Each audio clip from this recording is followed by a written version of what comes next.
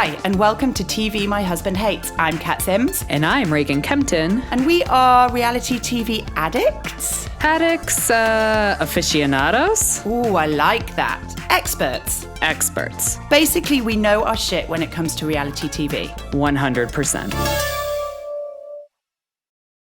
Hey guys, and welcome to another episode of TV My Husband Hates. How you doing, Kat? I'm doing okay. How are you? I'm good. My kids are with my in-laws this weekend to let us wrap presents and kind of get our heads around Christmas because we have absolutely no privacy living in a basement. So I've hijacked their bedroom to record from today, which is nice because it's 24 degrees better than the car snowing. as well. Yeah. Exactly. Christmas, I feel like I haven't even really thought about it. Like, we've got our tree up and stuff like that, but Yeah. I suddenly realized I haven't even thought about groceries. I'm starting to panic a bit that I'm going to get to the supermarket and just be left with some Frankfurters. Right. We've been really on Christmas this year, and I think it's because we didn't travel for Thanksgiving this year like we normally do. So we just got right on to Christmas. But yeah, we've got all presents done, and I'm going to figure out food with the mother-in-law today when we pick up the kids. So. Oh my God, you're so good. I don't know what I'm going to do. We'll see. We'll figure it out. Listen, if we have McDonald's on Christmas Day, we have McDonald's on Christmas Day. What can I say? Is your McDonald's open on Christmas Day? I don't know. Let's not. I don't know. I don't know. See, this is how disorganized I am. Grocery store pizzas. Nothing wrong with that. Christmas pizzas. It's dark times when you're having to think of Christmas pizza. I'm sure it'll be fine. I just realize I'm now going to have to because there's no delivery slots at all. So now I'm just going to have to battle the Christmas supermarket thing. I'm just going to take a wine in a can. Yeah. Put a little podcast flask on and just nail the Christmas shopping that way. You'll do it. I have the supreme faith in your grocery shopping skills to pull together a Christmas dinner. Could possibly go wrong? Even if it's just pate and brie, it'll be fine. Oh my God, I'm here for that. Yeah. Although I ate so much cheese the other day and then didn't sleep all night, and I think it's true. Don't they say something like cheese just really messes up your sleep? I don't know. I don't have that problem. I have the problem more now as I'm getting older. If I drink wine, I just get hot flashes all night long, and I don't know if it's the sugar or what, but it's not. That's not good. No, it's not. And it's not even if I have a big night out. We just split a bottle of wine last night and it was the same thing. It's just every time now. It's the worst. No. So my mom been taken from the wine. I know, but my mom found a sugar-free wine that Christy Brinkley is now making, and she's sent me a case of it. So we're going to give that a go. I'll let you know how the sugar-free wine does. Let me know how that tastes. It's a sugar-free rosé. Listen, we should get on with it because we've got 6 motherfucking shows to get through today. Yes, we do. All right. It is a lot. So let's do postbag first. Oh yeah, of course. I should know what the fuck I'm doing by now. Postbag. Reagan, remind us what the question was. Okay, let me pull it up. So we had a bit of a problem with this post on Instagram, and I feel like it didn't allow a lot of the answers to go through because it said we had a bunch, and then we're not able to find them. So massive apologies to those of you who sent them in. I think we were really only able to recover a couple. So the question was, this week in The Real Housewives of Potomac, Juan's proposal to Robin goes fairly smoothly until the fight breaks out. This week, we want to know your funny or disastrous proposal stories. Do we want to share ours? Do you want to share your proposal story? I mean, we can do. Yeah. I mean, mine was a disaster from beginning to end. But basically, I was supposed to go to New York touring with the artist I was tour managing at the time. And Jimmy was coming back from Brazil. So we agreed to meet in New York. We had 5 days rehearsals there. So it was fine. So he's about to get on the flight to New York. And I find out my tour's cancelled. So I all of a sudden just have to scrabble a flight and a hotel together because I'm going to go anyway. Obviously, it's really upsetting for Jimmy because he's planning on proposing to me. But he didn't want to take the ring around South America with him because he's like, that doesn't seem very safe. So then the night before I fly, our drummer friend turns up with a bass pedal. None of this makes any sense to me, saying that, can I take this out to New York for Jimmy? He's asked for it. I was like, well, why? Damon's just like, don't ask any questions, just fucking take the pedal. But all right. So, unbeknownst to me, my engagement ring was stashed in that pedal, and I carried my own engagement ring out to New York. And then we got there, and basically on the night that, the whole time Jimmy like faked propose to me. So he'd like get down on one knee and like just pretend to tie a shoelace, but give me a wink. I was like, I sort of knew it was going to happen. And then one night he was so nervous. It might have even been Thanksgiving. He was so nervous, and he decided that he wanted to take me to Grimaldi's, which is like the famous pizza place in Brooklyn that Frank Sinatra used to have pizza flown out from and all the rest of it. So, and you can't book. So we get there and it's closed. And he's like irrationally angry about this. And I was like, it's fine. We'll just do. Anyway, so we've got the Manhattan poster, and the bench is pretty much right, not far from Grimaldi's that's pictured there. So he was like, why don't we go to there? Get there and it's like under construction. So again, he's like really irrationally angry. Anyway, we walk along the Brooklyn Bridge, and it's all tarped up but in the middle it opens up and we can see the whole of Manhattan. And he got down on one knee and he proposed, and there was Spanish tourists that clapped and took photos, and then we lost all those photos.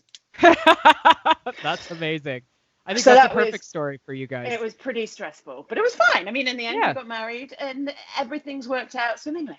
Yeah, I mean, it's all everything that you've imagined for your entire life. Exactly. What about you? What was yours? Yeah, so mine was actually quite lovely. My husband is a massive planner, so everything is like planned when he's gonna do something. So I came out here to meet. It wasn't the first time I met his family, but I flew to Denver from Houston, and we spent Christmas up here. So, but let's see, did we drive? This is like, it was so long ago. I think we drove. We brought the dog, and I was so busy packing for everybody, I forgot my coat, because that's what you do. When you live in Texas, you actually don't wear a coat very often. So, you have to buy a special coat to go to Colorado. And we got here, and he wanted to drive up to Red Rocks. Like, it's snowing, it's really cold. And I was like, I think it was like 8 degrees outside. And I was like, well, we can drive up there, but I'm not fucking getting out of the car. It's too fucking cold. And I don't have a coat. And he's like, no, just like, so we like drive up there, and like, it's beautiful. And he's like, okay, let's get out. And I was like, I'm not fucking getting out of the car. Like, it's too cold. And he's like, can you please just get out of the car? So I finally got out of the car, and he got down on one knee and like proposed at Red Rocks in the snow. And it was very pretty, but I was like frozen. And then I got no cell reception. So I had to like wait until we got all the way down the mountain to like be able to tell people. Everybody. Yeah, that was it. Well, why don't we ages ago. Joey's as well? All right. She sent us a message in, and we lost all the others, so we're really sorry. But we'll read out lovely Joey's proposal story. Okay, so here it is. Story for the post bag. My other half was horrendously ill when he proposed, but he knew he wanted to do it then or wouldn't do it. He proposed on a walk on our local beach, very subtly because I hate big gestures. Then we went to meet my future in-laws for a surprise lunch and some celebratory fizz. As soon as we got to the very posh place for lunch, he opened the car door and threw up. Followed that by my 5-month-old having a punami mid-lunch. Everything went just as I expected, and I wouldn't change it. Turns out, fiance actually had issues with his gallbladder that caused this, so he's actually had to have that removed. To top it all off, we were supposed to get married May 2020, which got canceled now, so we're waiting for April 2021.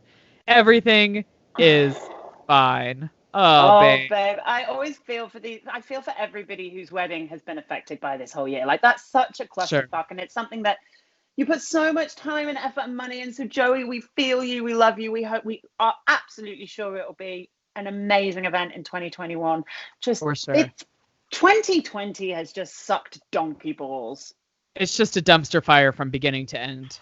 It's really just the way it is.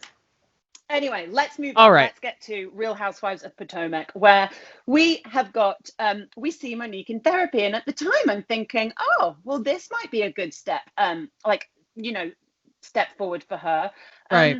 And we do get a little bit more information about why she's, I guess, so defensive and guarded from being like her childhood and not feeling like she fit in.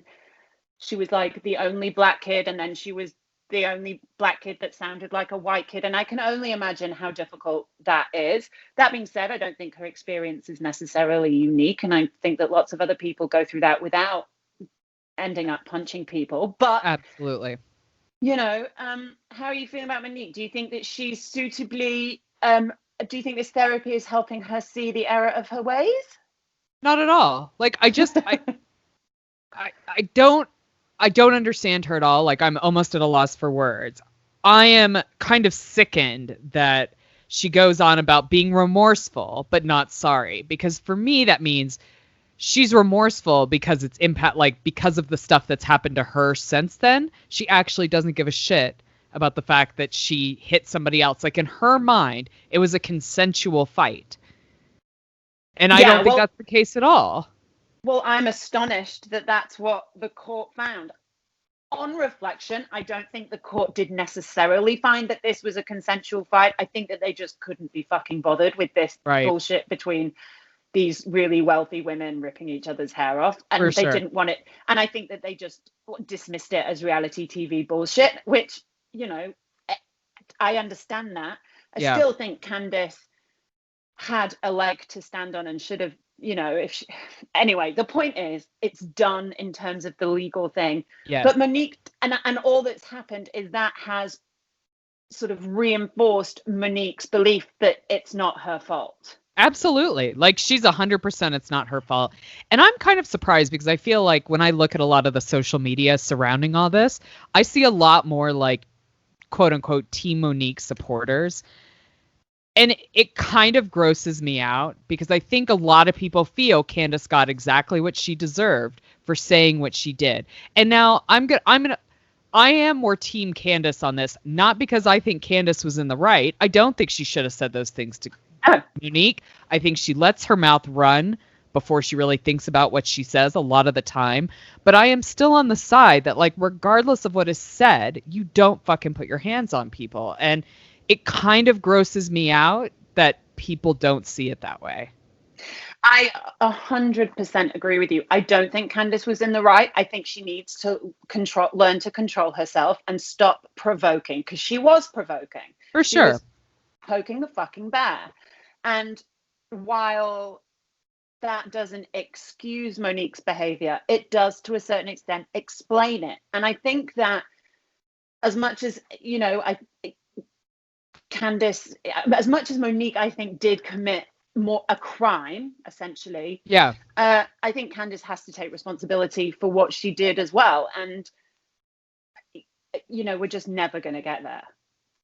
No, it's just, I don't know. For me, I feel like it speaks a lot about our society and like the response to this. And that's kind of what grosses me out even more than it actually happening in the first place. It's like, I don't understand how people are very willing to be cool with people beating each other up in their 30s, 40s. Like, no, I don't. I 100% agree. Like, this should never, ever, ever happen at any age. If my kids behave like that with each other, I'd fucking rip them apart and throw them both in timeout and take their tablets away until they were 18. Like, you just don't fucking absolutely attack another human being like that. Unless it's out of self-defense, then fine, knock yourself out. But this wasn't that. This was just a spoiled tantrum that got out of hand with two women, big mouths, who didn't control themselves. And the only thing that keeps me Team Candace, if there is the fact that Monique got physical and Candace didn't. And so she that for me is the end game. But I think unless I can't see them working this out. No. I don't think there is any working out, because I think to work it out you have to come to some common ground, and I don't think that's going to happen. I feel that we have seen a very different Candace. Other than this situation this year, we have seen a more thoughtful, well thought out, calm Candace for the most part, other than this incident. So I feel like she's changing and evolving, but I don't see any change or evolving from Monique. And I think that's sad. Like, there's no self-reflection or, even just like, shit, I took it too far. Yes, I was provoked by what she said. I shouldn't have put my hands on her, and that was my bad. Like, that's all I would want personally. If I was Candace, I would just want to hear that. Yeah, I mean, I think the thing is that if this has happened once and Monique doesn't deal with it, it'll probably happen again. And Absolutely. at some point she has to figure out that this isn't the way that you can react. And all the reasons that she gives for doing it, fine. I'm not undermining any of those. I get why people are fucked up. I get why people struggle. Their defenses are up. But that doesn't mean that you just sit back and go, that's the way I am. Sorry. Yeah, everybody just has to deal with it. Like, take some responsibility, make a change, and do better. And she is just not there at all. Well, and this is what I wonder about her. Like, if this was like her son came home, got in a fight because this happened, what would she say? Yeah. Well, she doesn't have a leg to stand on, does she? No, now she doesn't. No. And I'm surprised Chris, we don't know, do we? But I can't imagine Chris is impressed. I think the whole thing is icky, and they both need to look long and hard at kind of how they behaved. For sure. Because, I mean, the last I think that we've heard about Chris's thoughts were that he was embarrassed by this whole thing. And I don't think that's changed. I mean, I don't know. No, it's I don't know either. It is sad. The other people, but Monique wasn't the only people in therapy that this week. We also had Robin and Juan go into therapy, which I love. I love a little bit of pre-marriage therapy. I genuinely think pre-marriage therapy should be a thing. Like, I think to get your license, you need to have committed to like 6 hours of therapy. Yeah. Yeah, I'd agree with that for sure. I think because, you go through, like, when I think about where Jimmy and I were when we got married as a couple, like, yes, we were deep, madly in love and all the rest of it, but we were young and we didn't fucking know, and we had no idea what it actually meant to commit and to be with somebody. Like, you just thought it was going to be lovely and fun. And it's only now down the line where we go through the shit and we come out the other side that I go, God, we are stronger and tighter than ever. And that's only going to get more and more and more. But I think we go into marriage with this like false arrogance of this is it. We've got this sorted. We're good. It's all fine. Yeah. And actually, I think if you did some therapy and prepared people for that, we'd have less people divorcing.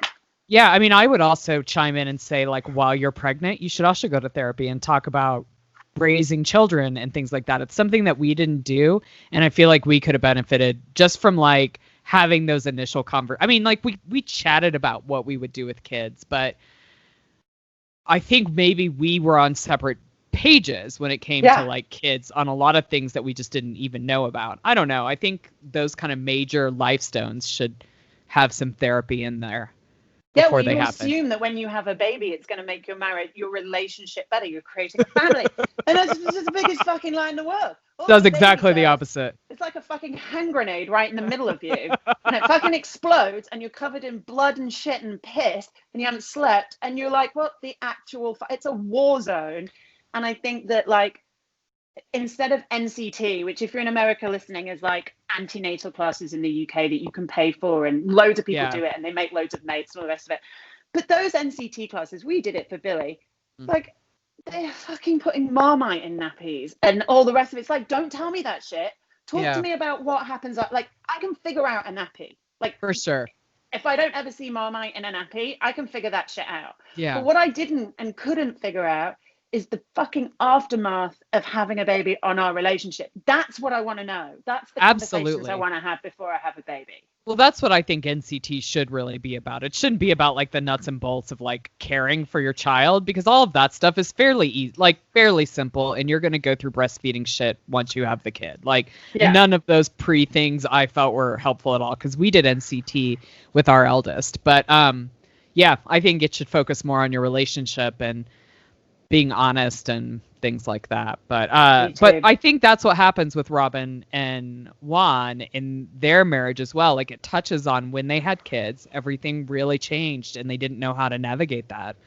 Yeah. And I think it was really interesting because, again, it's just another example of Robin being like, she's got such a good head on her shoulders. She's down to earth. She's not above herself. And no, I think the fact that they've been humbled is really is the reason that she's kind of so cool. But I love to see them in therapy taking it seriously, because of course she's throwing her holiday party and Juan's going to propose. Yay! I loved his proposal. I don't know what fucking Michael was on, like that Juan wasn't gonna do it and he has all this dirt. I'm so sick of Michael. I am too. And like you told me, and I didn't realize the timeline on this, but you were like, they went over to the Bahamas literally the next day. And then that was when she got pregnant with the second kid, who isn't even a year old right now, right? No, I don't even, has she had the second kid? I think she's still pregnant. Sorry, the first kid isn't even a year when she gets pregnant.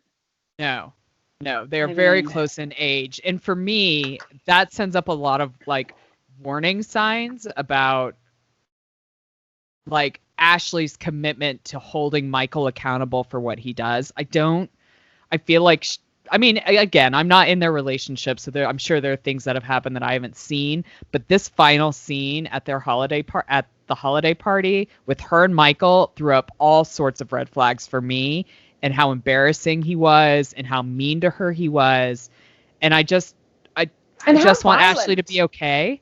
Yeah. Violent, like, all right, he's sort of getting violent with the boys, but even in production, even though he's not slinging his fists around, he is violent in his behavior. Like, he's aggressive and nasty.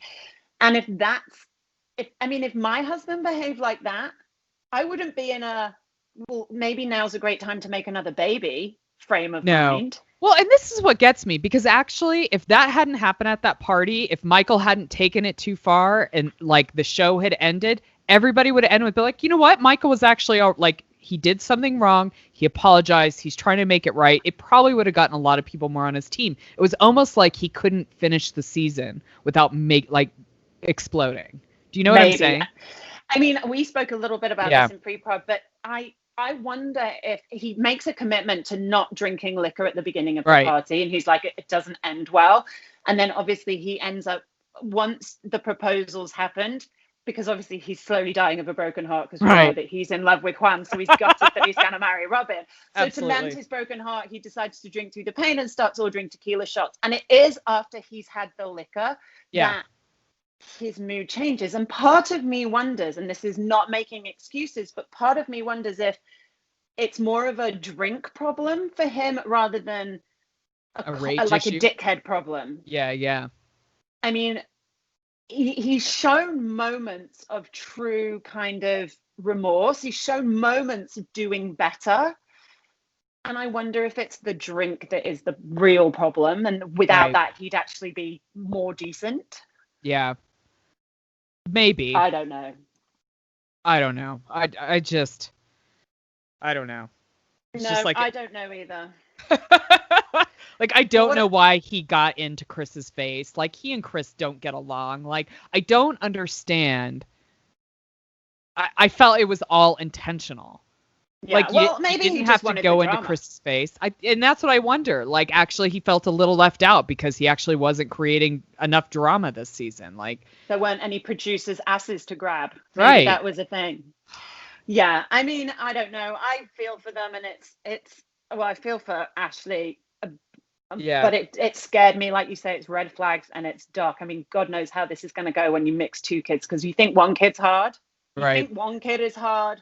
Wait until there's two of the little fuckers, and they're small. They're all like, they're both needy kids. It's not going to be. Oh no! If Michael thinks he's being like left out now, just you wait, my friend. Also, I feel like they're going to have to move house. Oh yeah. Like two kids in that apartment. It's just no way. No, it's way too much. This is a reunion I'm actually really looking forward to watching, and having all these people in the same room and see if there's some truth, like if we get to some truths or some apologies or whatnot, but it's going to be messed up, man. It's going to be messed up. And that's the last one. It's obviously the finale, so we'll be back with a mini-sode on the reunion. But in the meantime, we're going to move on to Atlanta, but first, this. Okay, so let's head back to the debut episode of the new Real Housewives of Atlanta season. Now, we have been nervously awaiting this because last season sucked the life out of us. And it was so long. Like, I feel like we just finished it. And it's really interesting to me because Potomac was like 19 episodes long, and it never dragged. It never felt like there was strenuous information that didn't need to be there. Like, the story was fluid and consistent. Last season of Atlanta did not feel that way. It dragged on like cold death. It did. Well, let's hope that this one's better, because in the meantime, obviously, there's a ton of shit that's happened, and they we are picking up this right in the middle of kind of 2020. So summer sort of 2020, when their first bout of quarantining is kind of over and it's opening up a bit, but it's still not great. For sure. And this is when we see Portia getting really involved in the Black Lives Matter movement. And I am here for this. Yeah, me too. I love what Portia's doing. She's come such a long way from when she thought the Underground Railroad was an actual train. I'm glad she's educated herself and is really fighting, for... Yeah. I think she's really impressive, and I agree with you. I think she's really grown, and she's really taken it upon herself to, like you say, educate herself, but also to actually be part of the solution. And she is really putting herself at risk and for really what she believes. And that's unusual to see, especially when the rest of the ladies are very, aren't being that outspoken or supportive. And I'm sure everybody has their reasons for that. But I love that Portia's drawing on her kind of heritage from her grandfather as an activist and is really taking this seriously. And props to her. Like I have all the time in the world for Portia. I do as well. I feel like these past 2 seasons, I have kind of fallen in love with Portia again. Because I really didn't like her when she first got on the show. I had no time for her whatsoever. But I feel like her maturing and having a baby has really changed her outlook on life and put things in perspective on where she needs to be. And I mean, Dennis is with her this whole time as well. So it's not just her getting out there. It's Dennis, too, really kind of fighting for a better world for their daughter, which I think is badass. Well, and I think when she joined, she was still very, very young. She was in a very kind of emotionally abusive marriage. And I think it knocked all the confidence out of her. And now we see her getting all of that back and knowing her worth and standing up for other people and using her privilege for all the right reasons. And that always has to be applauded. So it's really lovely to see a kind of reality TV star do some serious shit and take something seriously. Absolutely. I mean, she's been very vocal. I think, Bravo did a show about race mattering that she kind of facilitated. She is 100% using her stance and like her platform for, for what it should be used for, to make actual social change. So it's exciting to see, and I'm excited to see more of that as the season goes on. Yeah, me too. We also see, I think, a very different Kenya this season. Yes, now, we do. I don't know whether you feel the same way because we haven't actually discussed this properly, but I feel like she's, I don't know whether I would say depressed, but I feel like she's broken. Like it's just too much for her right now. And I can only imagine like quarantining on your own with a small baby, knowing that your husband is, it seemed at the end of last season that the divorce was a done deal. It seems like they've tried to reconcile since then, and obviously it's not going very well, but she just seems defeated. And it's such an unusual thing to see from Kenya, because you normally just see her guns blazing, nails out, scratching and fighting her way through life. But am I wrong? Do you think that she just seems like the life's been sucked out of her? 100%. Because I feel like at the end of the reunion, we knew she was working on her marriage of last season. I feel like she revealed in the reunion that they were really going to try to work it out. And I feel, this is just an outsider looking in, I feel like Mark is just playing with her, and I think it's cruel, and I think it's defeated. Like, I think it's just killed her, because I think he gives her a little like hope and then like snatches it away, and like gives her a little and snatches it away. And just from what we know about her childhood and her history, like that's got to be very triggering and just very defeating for her. And it makes me sad for her, because I don't like seeing people being played like that. No, and I think you're right. It ties into a lot of her like abandonment issues, and I think he knows he's like a master manipulator. He knows what disgusting. He's doing, and I really hope that she kind of finds the strength to go through with this divorce, to separate herself from him, and to put herself back together. Because I mean, as much of a nightmare as she can be, I want to see the old Kenya back. Yeah, I want to see her light back. Like, she's just like dimmed. Like the light behind her eyes is gone. She's just sad, man. And it's It's really It sad is. to watch. And I want the twirly, sassy Kenya back for like her and her daughter. You know, she's got this great house. Like, they'll be fine. I feel like she needs to make this decision. Like, stop giving it to him to make this decision for you. Like, he's a dick. Move Yeah, on. just Get out of it. own your shit and do it. Build your Yeah. pool, divorce him, and you know, I mean, it's just a shame she's going to have him in her life for the rest of her life. But I want to see her back. It's heartbreaking to watch her so down. I love her lawyer, though. I love that she has a lawyer who's just like, you got to fucking move on. Like, this guy is not treating you well. You deserve, like, I loved him. I thought he was amazing. Yeah, me too. In terms of the other ladies, it's just a catch-up session. We've got Candy, who's saying goodbye to Riley. We've got and Cynthia. Oh, go on. And she's also suing her ex for back child support on Riley. I think to like give her money for college or help pay for college or whatever, because he owes quite a bit of money for never. I hate this idea that I hate this excuse that men make in this kind of child alimony thing, especially if the woman is the woman he's left is wealthy, that he shouldn't have to pay. He's quite wealthy too. Right, but it's like that's not how this works. Like, no, you know, you need to pay your way and you need to contribute to the well-being of your child or help take care of them. That's just basic fucking, I mean, manners. It's manners. It's manners, 100%. You have put your penis in somebody's vagina and made a life. Like, it's a big fucking thing, and now you need to pay for it. Emily Post would tell you, you need to own up to your responsibilities. Stop showing the bad manners and pay for your children.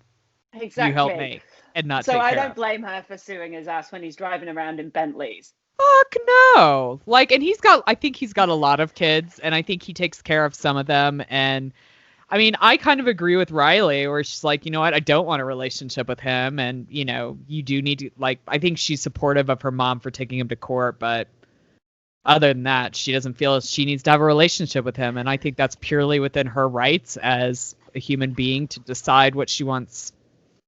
I agree. Cynthia's struggling with the whole wedding thing. Mike's saying, I'd rather do it, but she doesn't want to do it unless she can have 200 people there. I mean, if this was her first wedding, right, like, I would get it. It's number 3. But it's your third wedding, babe. Like, just marry the guy. You don't need 200 people there. Look, this is what I really like Mike a lot, because he's like, look, if this is the date that you want, then let's just do it. Let's just do it. I just want to be married to you. If this isn't the date you want, then let's push it back and we can do the whole big thing. But like, it's got to be one or the other. Sometimes you just can't make things work. And I don't know. I love Cynthia, but I feel like she's being kind of a dickhead about this wedding thing. Like, I understand you want it to be showy and whatever, and your other marriages did not pan out the way you thought that they would, but here is this really good man who just wants to be your husband. Just fucking marry him. I mean, in the end, we know they did get married on 10/10/20. And it was showy, and it looked like there were more than 30 people there, but who knows?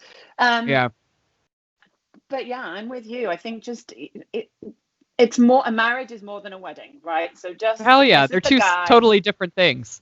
If this is the guy and that's the date, then just fucking marry him with the amount of people that you can get there and be grateful. Yeah, I feel like, didn't Kelly and Rick Leventhal get married on the same day? Yeah, I think they did. I think they did too. Who else is in this show? Because I've forgotten. We've done Portia. We've done Portia. Kenya and Cynthia. Cynthia. We see a little bit of Marlo coming to visit.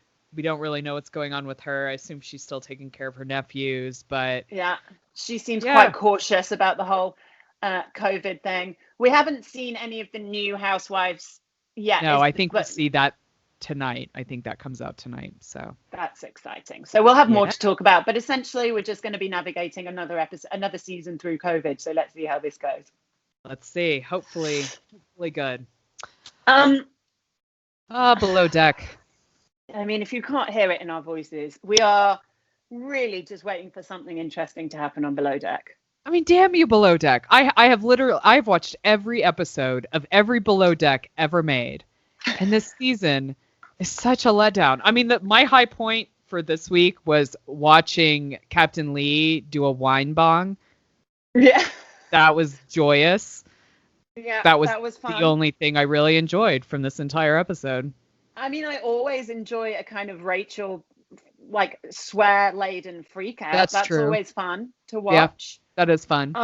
And credit to Rachel, because she is bringing it on the food. Like, that girl is, but hands down, the best chef I've ever seen on this show. Absolutely. I completely agree with that. And the guests were super excited about everything that she made as well. I'm glad that, like, these guests actually appreciated what she was bringing to the table. All puns intended. Look at you, snazzy pants. Oh, sexy puns and everything. You know how much I love a pun. I mean, listen, let's try and find something to talk about. So we think Elizabeth and Shane's heads are on the chopping block. Elizabeth's just not bringing it, is she? No. And I think she knows that she's not bringing it. Like, come on. Yeah. Because I think she was bringing it more before she was made, like, second stew. And then she just stopped. Well, I think Aisling is clearly really fucking effective and super on it, and I think that's knocked her confidence, because I think she looks at her and goes, fuck, she's better than me, which obviously she is. Right. But you know, it's really simple stuff. Like, you've been asked to go and check on the guest every time. Guests should never be coming down to find you. You should be there all the time. After an hour. They were there an hour with, like, no service. It's just ridiculous. It's not cool. And she's got one job at that point, and it's like, just do it. And I feel like she's just too pissed off now that she doesn't want to do it, because she's decided she doesn't like Francesca, because Francesca's calling her out on her shit, and it's just all getting very childish. Like, just step up. For sure. Speaking of childish, can we talk about Shane and his nitpickiness, because he feels like that is showing that he is doing more work than he is? Oh God. To nitpick Eddie, like your boss? I know. I mean, he is so oblivious. He's so full of his own importance and sort of place in the world that he can't imagine that in this situation he needs to put himself bottom of the fucking list, suck it all up. We've all done these jobs, right? We've all done these jobs where we just have to suck up being the bottom of the rung and do the shit jobs and take the crappy behavior and just fucking get on with it. Absolutely. And he's like this sort of snowflake millennial bullshit, or whatever they're called when they're not millennials, the next lot. Yeah, that are like the Gen whatever. That are just like, oh, but I'm worth more than this. Oh, fuck off. Yeah, like, you're not too good to do this job. This is your job, and you need to suck it up and do it. And if you can't, you're going to go. I 100% think Shane is going. I think Captain Lee is going to fire him. I think he sat in that chair, and the first thing that's going to happen next episode is that he's fired. For sure. And maybe Elizabeth too. Like, maybe they'll take this opportunity to. Well, I feel like she's really the only other one that could. Like, they talked about, like, 2 people are leaving. When did they talk about that?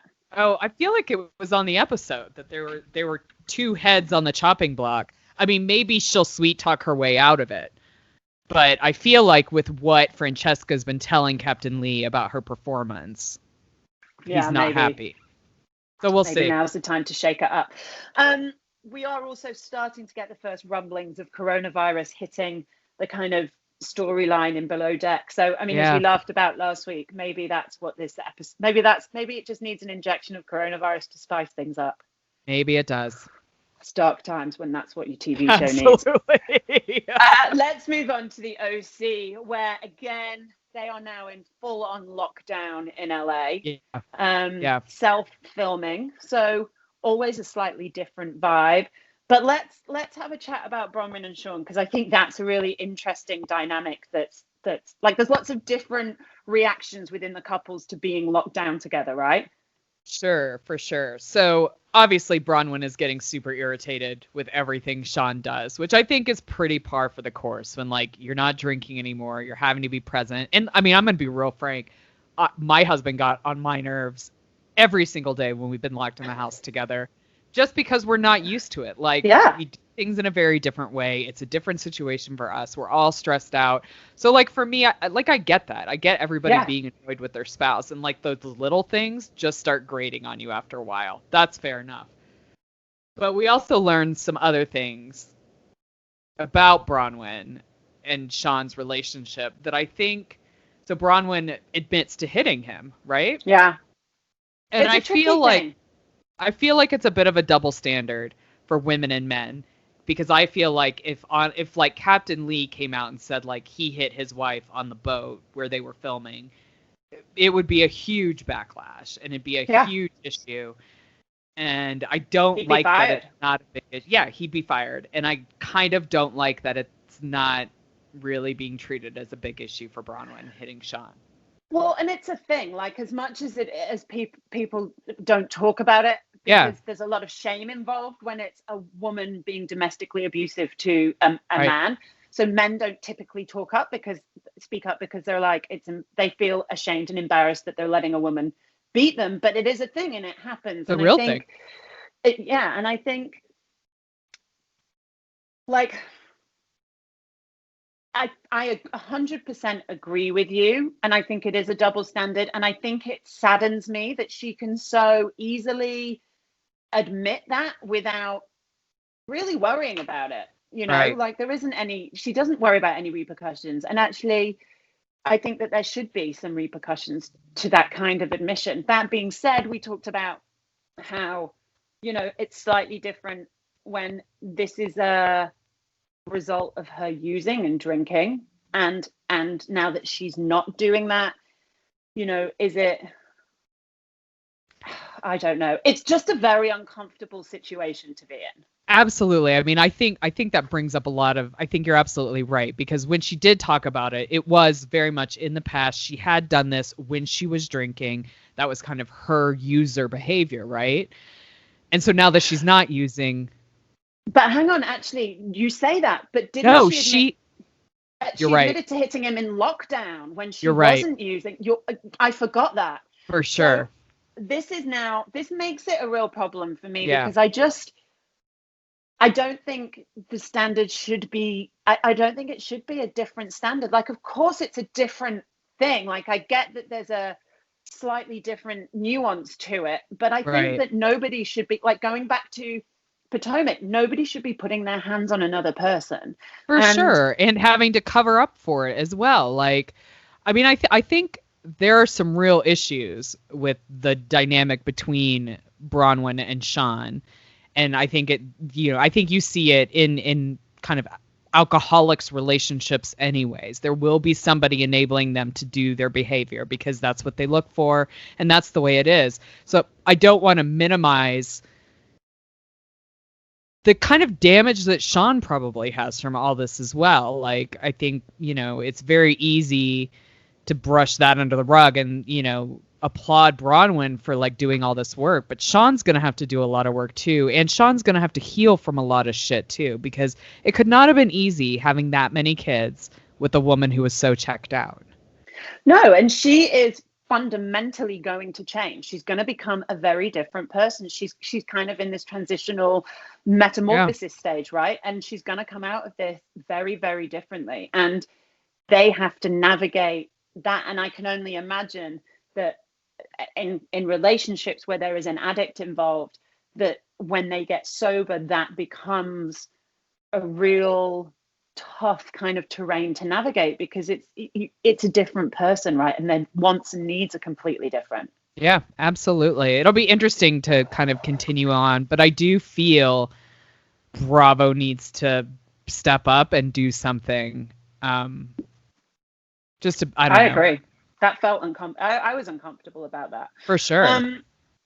In other news, Shannon, the most paranoid person in the world, ends up being the one with a positive daughter, COVID-riddled daughter. I mean, the woman is like slightly unhinged right now. And I get that she's stressed. I get that she's worried. I get that she's vulnerable and all the rest of it. But she doesn't seem to be coping. No, not at all. And I kind of feel Shannon picks and chooses, because to be really frank, her kids do have a dad. So ultimately, if she's immunocompromised, her kids can go stay with their dad. She doesn't have to have John at the house. John's kids don't have to be at the house. I think Shannon struggles with like knowing she needs to be isolated because she is very high risk because of her lung issue and not wanting to be alone. Yeah, she's just so Which insecure. I get, but like, her reaction to John going after his son is bonkers. Like, of course he's going to go after his kids. Yeah, like, as you would, as she would. Totally, she would totally go deal with her daughters. It springs from this like insidious insecurity that she has, that she just can't, like, she just needs to keep everybody close, so close. She's like gripping onto them with this death grip. And of course the kids are going to be sneaking out because that's what fucking kids do. And yes, of course they're going to end up with positive COVID tests because they're all snogging and doing all the rest of it behind the scenes. And I feel for the teenagers throughout this whole year. Like, I really have felt for them. That's so hard. But Shannon just seems to not have that much of a grip on the reality. And I know it's been a hard year.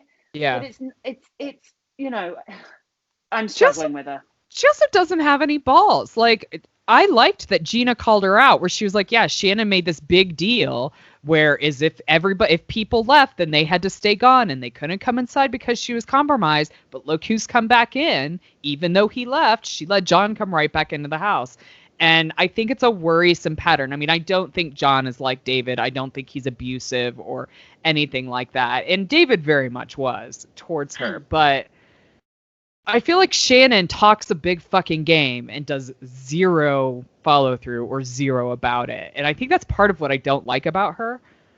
Because she's one of these people that acts up to get a reaction. Yeah. Like she's acting out to John to get a reaction to prove that he loves her again. And she behaves badly so that he does the work to come back. And so of course she's always she's never gonna actually walk away. No. You know, I don't think she would have left David unless something seismic had have happened. And I think, you know, her insecurity means that she's just always going to have this neediness that latches on, that kind of is always pushing a button to try and get proof of somebody's feelings for her. And it's weird and it's dark, and I get it. And like, you know, we've all had moments of it, but for sure it seems to be like an epidemic for her, and it's hard to watch.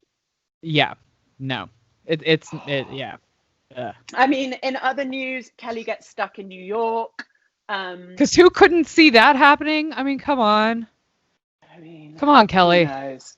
And then Elizabeth's worried about the animals. She's focusing on the baby animals. And she's still very much a denier of I mean, she's not now, but like in the episode, she was very much still a denier of the disease. And Big Pharma did it to make loads of money. For sure. You know, Bill Gates, busy chipping us all, you know. Yeah. Why wouldn't he? Why wouldn't he? Also, I'm a bit like, chip me. Like, yeah, like if it's going to happen, Chinese, just do it. Just like the Chinese checking on me via TikTok. I'm like, what are they going to see? Like, they're going to see a middle-aged mom of two with a few more chins than she needs to, probably mascara under her eyes, snaffling red wine while she's flicking through TikTok. I mean, that's what they're going to see. Yeah, it's not that exciting. No. So we'll see what happens. But it looks like there is some excitement going on. I mean, it looks like there's something exciting happening in the next few episodes. So we'll see. Yeah, I think they're going to go on a girls' trip to Lake Arrowhead. So we'll see how that all gets on. I really liked, actually, seeing Emily and Sean's relationship. It's not Sean. Is it Sean? Yeah, Shane. Okay, yeah. Shane. Emily and Shane, I liked seeing their relationship during quarantine because I actually feel like that's what the majority of us were like during quarantine. Yeah, I agree. I mean, I feel like he's really stepping it up, and I feel like maybe it was the pressure of the bar, maybe it was all sorts of things going on. He had a really bad year, but he is a joker and he is a bit of an idiot, but he doesn't seem to be mean or cruel or undermining anymore, and I feel like they're in a good place. I agree. And part of me also wondered is like Emily is also feeling better, like physically feeling better. She's had her hip replaced. Her life is like almost completely different, she says. She feels so much more positive about it. So I wonder if that jokiness can kind of come across as jokiness now, if that makes sense. Yeah. Like that's the way it's received. She banters back with him. So it's a more positive kind of thing than what we saw in the past. But it was nice seeing them be normal and him vacuuming and pitching in. Yeah, and... everybody's got their sense of humor back. I mean, let's just briefly mention the fact that Bronwyn's never used a washing machine. What the fuck? I mean, Dr. Deb did not do her job as a mother by any means. My 7-year-old. I don't care if you've had a housekeeper your whole life.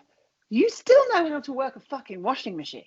You can read and push buttons, can't you? It's not like we're asking you to hand wash anything. But the fact that you feel like you can just duck out of that entire element of real life because it's not anything you ever have, it shows such an entitled privilege. I mean, it's just outrageous. Anyway. Yeah, I think it's going to be really interesting watching her transformation and just seeing the things that she's checked out of and having to do again. Like, honestly, I feel for her because she has a lot of children and that is hard during lockdown. But I kind of feel like, well, and this may be shitty to say, like, look, it's your turn to take a lot of this shit over now. Like, this is what moms have all been having to do forever. You've got to 7 check children. Out. Yeah, like, you got to check out. Now you got to check in, and it's going to be a bit shit. Sorry. Yeah, and welcome to the real world. Right, for sure. So, I do worry about Gina and the homeschooling 6 children at one time. Like, I can't even believe that they're having to, like, that's a lot. Well, yeah, but also she is saying that she's splitting the kids with her husband, so she is getting time off as well. She talks to Elizabeth about that, saying, we are getting time without the kids. So I think that would help. Like, if I'd had my kids half the time and no kids, lockdown would have been fucking a breeze. Absolutely. So I think she's fine. I think it's interesting. I'm interested to see how the Elizabeth story pans out on their weekend away, because I feel like she's like, I wasn't honest because I couldn't be. And I'm at this point, I'm like, well, if you can't be honest, then just, you shouldn't have spoken about it. Absolutely. That's what irritates me about Elizabeth. Like, you knew you couldn't say anything fully, so just leave it at that. Be like, I can't talk about it. I'll tell you one day when I can. Well, because I think she can, because I think lockdown made her reprioritize, and she decided to settle and not fight the whole thing through the court. So it looks like the divorce is final. She's obviously probably taken a hit on the money, but they're done, it's dusted, and she can finally tell everybody the real fucking story. Yeah. Can't wait to hear what that is. I'm excited too. Let's move on to the newest franchise on the block, Salt Lake City, where the tension between Mary and Jen, we pick it up at the luncheon again, the tension between Mary and Jen is like off the scale. Can we all agree on one thing? That Mary opened up this chat saying, be open, be vulnerable. Nobody is going to interrupt. Nobody is going to talk over you. We can all agree that happened, right? Yeah. Then she turns around and she's a massive dick to Jen when Jen actually does the exact thing that she's asked for. Here's the thing with Mary. I don't think she's emotionally very intelligent. Like, I do think we hear her speak to Heather about how she didn't want to marry him. And it was, I feel like there's real trauma there for her about that whole marriage when she was younger. And and I think that somehow she's never really been nurtured as a human being as much as she's been nurtured as like a pastor or somebody to take over the reins. And I feel like her emotional intelligence is really lacking, because what's really going on is she's still really fucking hurt that Jen called her a grandfather motherfucker. Right. Which is hurtful and painful. And very hurtful. 100%. I mean, it's funny, but it's hurtful. But rather than be able to recognize that she's still angry, it's like just everything. She hates everything about Jen. She's just going to poison everything. And it's really, really unhealthy. And I think all Jen, and it's triggered because, of course, Jen takes the time and the energy to apologize to Meredith over all of that bullshit. And Mary sat there going, well, what the fuck about me? Yeah. So I but that's all Mary, but I feel like then that's what Mary needs to say. Then you say, and again, I know it's like an emotional maturity thing. If you're emotionally mature, Mary would have been like, well, Jen, where's my apology for you being an asshole to me? Yeah. I would like 100%. An apology as well. That's all she had to say. But instead, took it to this whole nother level that actually was really hurtful and gross to watch. Yeah. And there is an element of the crazy about Mary. Like she does feel a little unhinged. And I say that kind of not to be mean, but in that there is some very stressed energy about her. And She kind of flipped out. I mean, she flipped out on Heather and called her two-faced, which is like the least thing I've ever seen from Heather. It felt like, well, I think at that point, because everybody else felt like she was in the wrong, she was like an animal backed into a corner, right? And she was literally scrapping and fighting. Didn't matter who came after her, she was going to say, like, she told Whitney she was just 30 and she should shut the fuck up. Showed Heather, Heather was two-faced, all of this stuff. And the lunch went downhill very quickly. Really did. And then the cherry on the cake when Jen walks out and she's like, I want that Louis Vuitton back. Give me the bucks back. Give me the bucks back. It's like, oh, it's so weird. It's so weird. But in this, I mean, I think the whole fight is slightly ridiculous. But if I have to pick a side, in this instance, I'm definitely Team Jen. Yeah. And I wasn't before. I was like, nope, Jen is being ridiculous. Like, whatever. But like, hospital smell go. Yeah. It's just not good.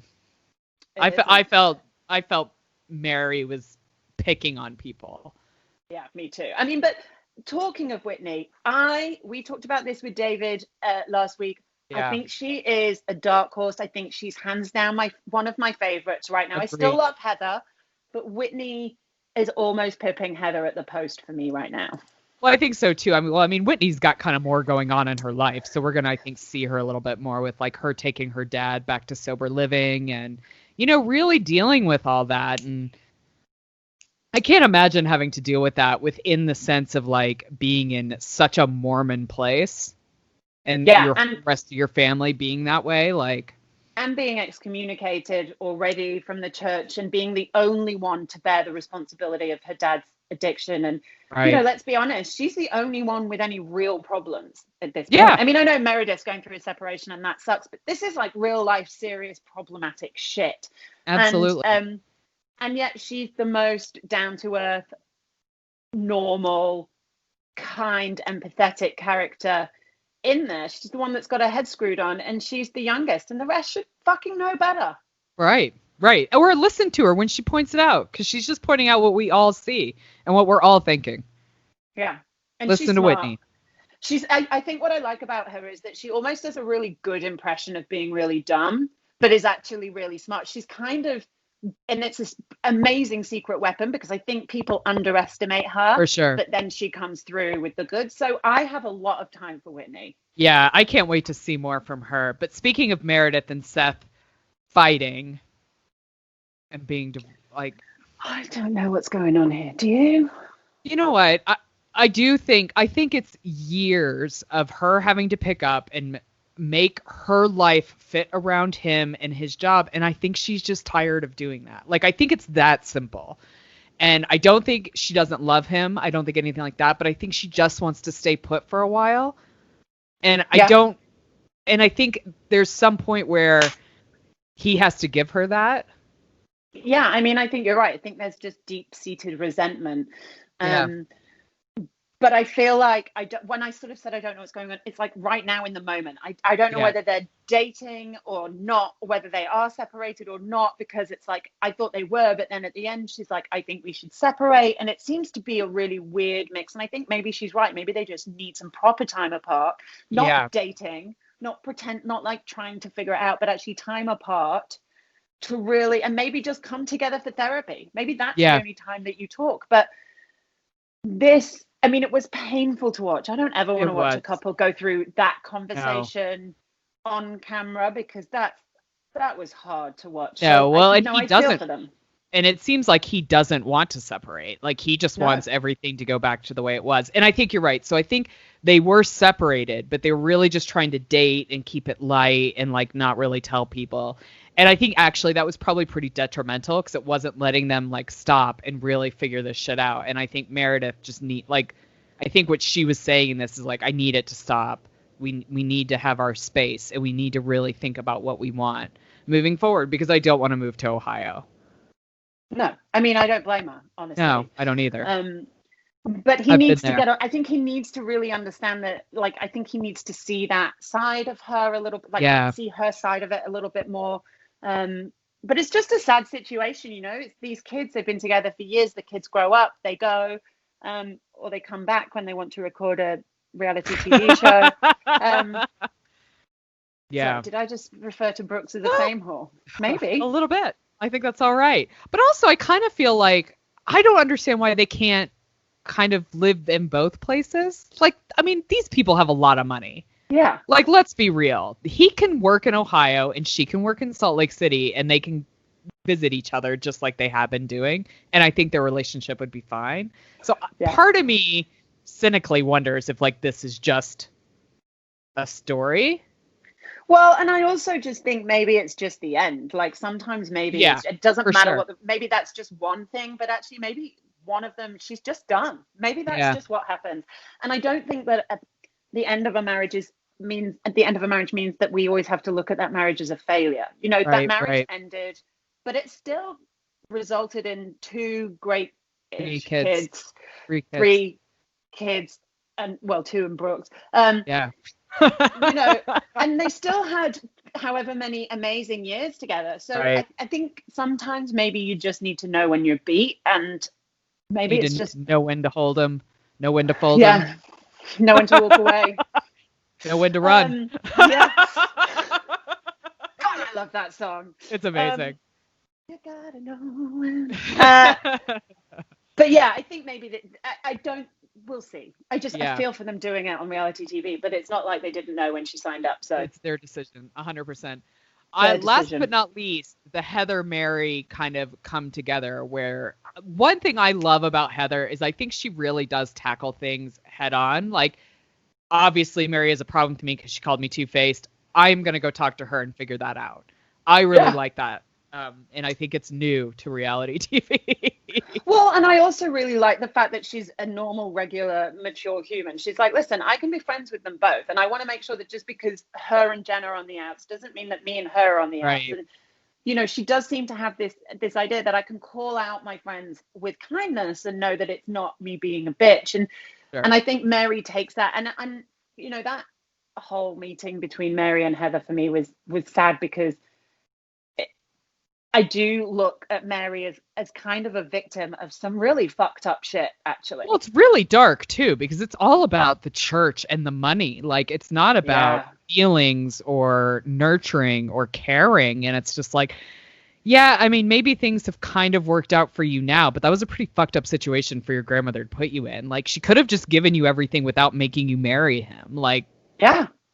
No, I 100% agree. I think it's weird, and I think that she's kind of doing the best with her, I guess, mental health that she can. But I think there's no doubt that that's had an effect on her, and a really detrimental one. And it's weird, not because I'm judging, but it makes me feel bad for Mary. Well, and everybody knows too. Like it's not even like this family thing happened and it was kept in the family, so she has to deal with that aspect of it, but it's like all in the community and everybody knows about it and everybody has an opinion about it, and that can't be easy either. And no, I feel like she's brave-faced it since she got married, you know, like she's never really been okay with it, and it's awful, and the thought of having to sleep with that guy just fills me with horror. But I mean, even if he wasn't your step grandpa, it'd be gross. No, but I feel like she's just brave-faced it and made the best out of a really terrible situation. So it's like, I know she's crazy, but I do have kind of a soft spot for her too. God, yes. I mean, what she's been through is abusive and dark, and that needs to be recognized, even if she's made the best of it. Like, yeah, I agree. Not okay. All right. Should we move on to our final show of the week, which is, of course, Southern Charm.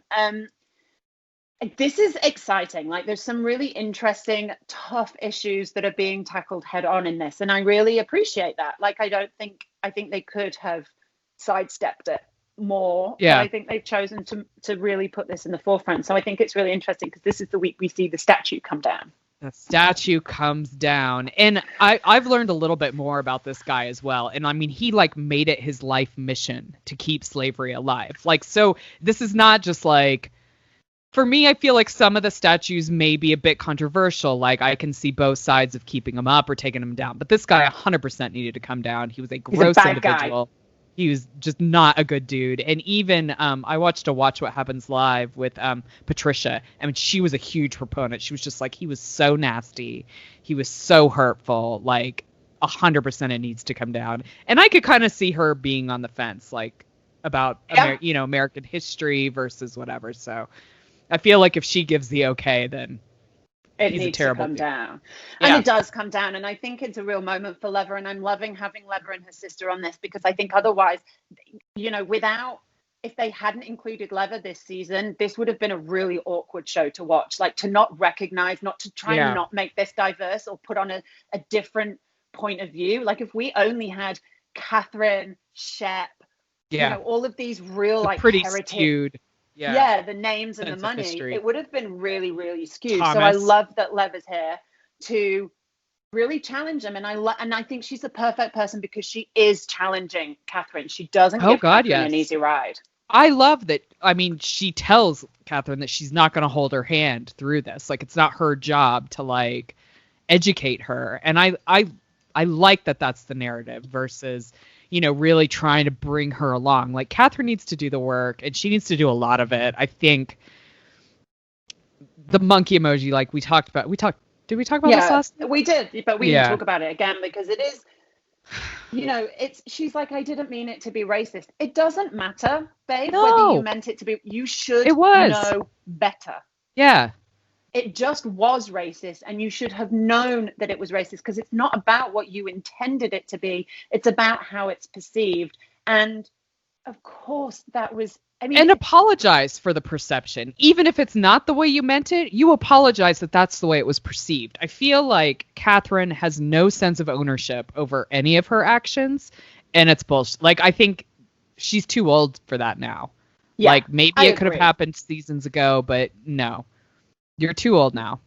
And she's so quick to make herself the victim in this. Like, she's the one crying to Craig. And even Craig kind of gives her a slightly hard, like, he's kind, but he's like, you need to do better. And I just don't see Catherine coming to that realization, because I think at the end of the day, she's still a spoiled little kid. And you see that in the way that she reacts to Danny as well.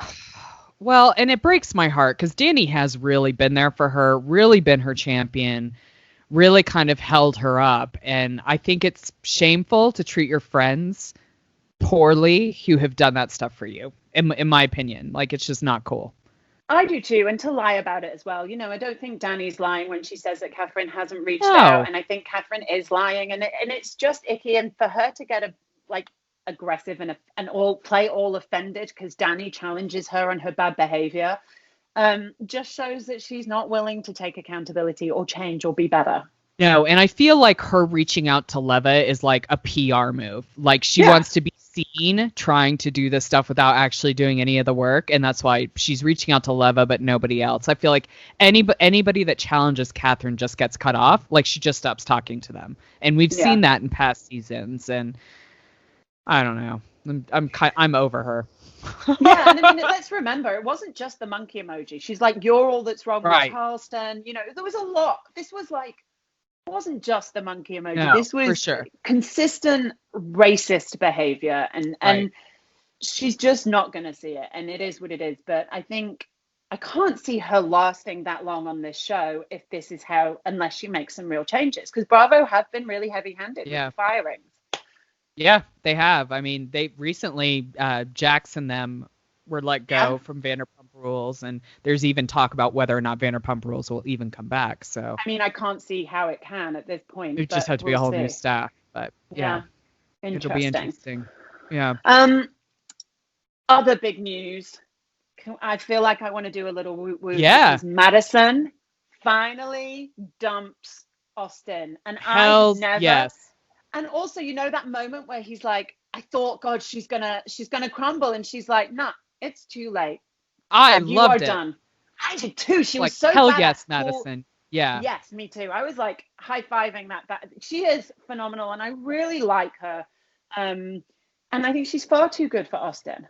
Fuck yeah, I think everybody knows that she's too good for Austin. And I think she makes a real point. During this quarantine, you had the real luxury of really being able to figure out your business. Why is your beer not in cans yet? You could have been doing all this work and you didn't. You dicked around again. And how many times does Austin have to show her who he is before she believes that's who he is? He can tell you all the shit you want to hear, but that's not Austin. We all know who Austin is. We see who Austin is. And I love that display of her kind of self-worth and going, no, Yeah. I am worth more than this. And she's right. Like, not only did he set himself back, but he set her back. She had to shut her salon again. You know, he put her kid at risk, all of this stuff. And it's like, enough is enough. And that she didn't crumble, I loved. And Yeah. God only hopes that she and Pringle get it on. Although Pringle upset me a little bit in this episode too at the beginning. Oh, yeah? What did he do? I didn't like it when he was like, you know, I don't know whether my ancestors owned slaves or Right. It's not, you know. And I thought, you fucking should. You know. need to learn. Yeah. I mean, I You think should if this know. year, you need to make the effort to kind of figure that out. You know, Yeah, it'd and probably you- be and a your very kids should easy know. Google search. Right. And it's not about it not being their fault. Of course, it's not their fault. Just but they Google should your last still know. name. And that's the education that people are talking about, and you're just dismissing it. And that Yeah. that I'd agree with upset that. me. I would have expected more from Pringle. That being said, I do still hope that him and Madison get it on. I can't wait to see Austin's like self-pity and all the rest of it. Yeah, that like now nobody can date her because he used to date her, because I'm sure that's the way that chat's gonna go. I'm just so over this like childish fucking behavior from these dudes, like the going out while everybody was on locked down, not taking shit seriously when they should, like just being fucking stupid about the whole thing. I'm over it all. I agree. I loved the play date between her boys and her son and his boys. And like, I thought that was all very cute. They obviously all get along because ultimately, like, I don't know, tween boys find it pretty easy to get on as long as they like. I think so. stuff If they're together. into like Fortnite and Roblox, whatever it's called, I don't know. Yeah, Roblox, Beyblades, all that good stuff. It's my reality. Oh God, I don't know anything about it. Yeah. You have to excuse me. Somebody suddenly decided to start setting fireworks off right outside my window. So if you're hearing any banging or popping, that's why. Interesting. Just a random Sunday night party apparently they're having, but it's really loud and really close. And of course, inevitably, Austin's not the only one that's positive.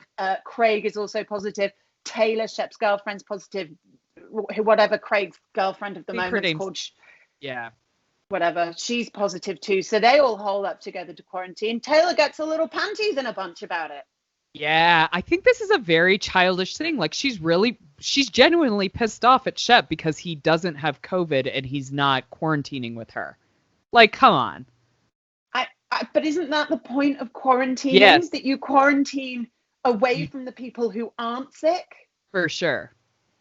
And it's not like he's having the time of his life. Bless him. He's still No. quarantining on his own at home because he doesn't know if he's going to develop it. So he's being taking this responsible. shit seriously. Shep Rose is being fucking responsible about this goddamn disease. Like, if he's taking it seriously, everybody else needs to. Like, come on. Yeah. I was like, this is again when these kids show their age and they're young and all the rest of it. But he did the right thing. Like, put your big girl pants on, do your quarantine, and just fucking get back together. Like, do you think out. this is the end of their relationship? Do you think they will break up because of this? Okay. No, but only because of what I've seen on social media. They're still together. So fair dues. Spoiler alert. I got some inside knowledge. No, I don't think so. I think they'll be fine. I don't think Catherine's going to be fine this season. I think it's going to get really messy for her. And as it should. I mean, she's lost her job at the place. You know, she got fired because of her racism. Because the owner of the boutique, was part of the group watching the statue. Remember. She took real issue with what she did, and I think there's a really good lesson to be learned in that. Like, you can't just say whatever the fuck you want and expect people to just take it anymore. World's not working like that anymore. So. No, it isn't. So we'll see. But it looks like it. I mean, Southern Charm's rapidly becoming one of my favorite shows on our list at the moment. I love it. Yeah, I'm really sad to say Below Deck is kind of the one I look forward to least. Me too. Yeah. I'd even rather watch OC over Below Deck, but we'll see. What about Atlanta over both? I think it's a bit. I'm going to withhold my judgment. It's a little bit soon. We've just had the boring catch-up episode. I want to see how this goes. I do worry though that without normal interaction, we're going to struggle to find. Well, we'll see. I think we will see normal interaction coming, because there's definitely things that happen in Atlanta that I've heard about normally. Ooh. That we haven't seen yet. So like there's some sort of stripper gate thing that happens, and Tanya leaves the show. So I mean, I think Atlanta's gonna get spicy. I just hope it doesn't take 50 episodes to get us there. I hope some editing has happened since last season. So we'll see. Me too. We'll see. Well, listen, that's us for this week. Remember, please always like if you haven't, please rate and review us. It really even if you can't be bothered to write a review, at least give us the 5 stars. Just for sure. Go and do that. We'd be really grateful. It means a lot and it helps us grow. So that's your job for this week. If you haven't already done it, go and do it now. And in the meantime, thank you as ever for your time. And remember, smart people watch reality TV too. Bye-bye. Bye. Please subscribe, rate, and review TV My Husband Hates wherever you listen to your podcast. You can also follow us on Facebook and Instagram at TV My Husband Hates, and join the Facebook group to keep the conversation going when the podcast ends. If Twitter's your thing, you'll find us at TV Husbands Hate. Theme music and production for TV My Husband Hates is by Jimmy Sims.